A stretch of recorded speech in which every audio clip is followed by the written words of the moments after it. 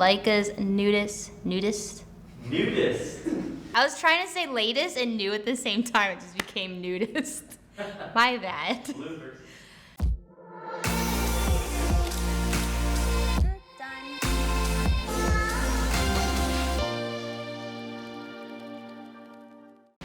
Okay. Sound like you're talking. Check. What up, afam? Kitty here with the Tola Visuals, and today we're going to be discussing Leica's newest firmware update on the SL2-S. We're going to be talking about shooting on 12-bit RAW, why you would use it, what you'll need, and we'll have examples and also a little bit of more bonuses that the firmware has.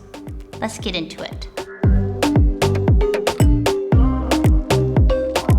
So Leica's 3.1 update allows you to shoot 12-bit RAW on an external recorder. And you might be wondering, why would I need to shoot 12-bit? What is the difference? Let me break it down between 8-bit, 10-bit, and 12-bit. Typically, when you have different bit rates, the higher bit rate will give you a better image quality and also make it easier for you to color correct later on in post.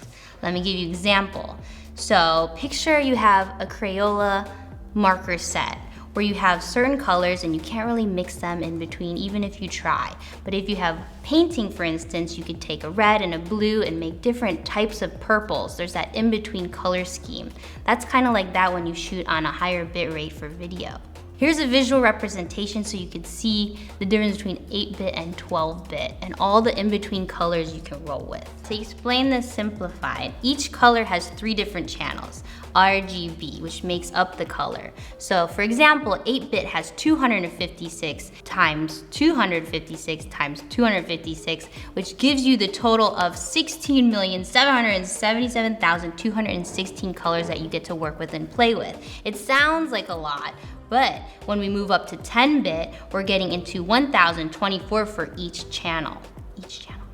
So you're gonna take that 1,024 times 1,024 times 1,024, I think you get the picture, but that will total to 1,073,741,824.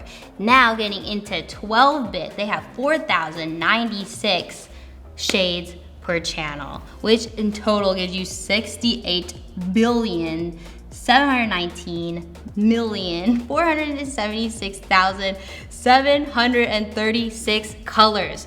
That was a mouthful. Hopefully this explained. Because you have all these colors, you can also technically kind of overexpose a couple of shots or underexpose, so you can play more with the highlights and the shadows as well and bring them back down to where you need them to be.